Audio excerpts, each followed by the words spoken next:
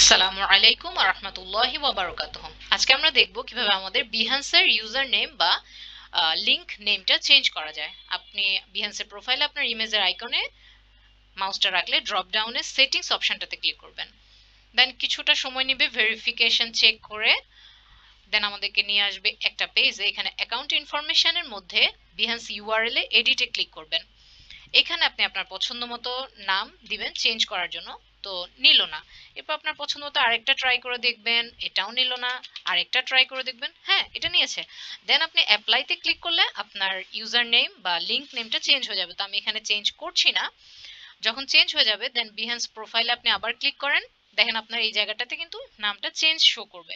তো একটা কথা বলে রাখা ভালো, আমাদের সকল সোশ্যাল মিডিয়া প্ল্যাটফর্ম একই ইউজার নেম আমরা ইউজ করার চেষ্টা করবো ইনশাল্লাহ। তাতে আমাদের ব্র্যান্ডিং এ হেল্প হবে। জাযাকাল্লাহু খায়রান, বারাকাল্লাহু ফিক ওয়া ইলমিক।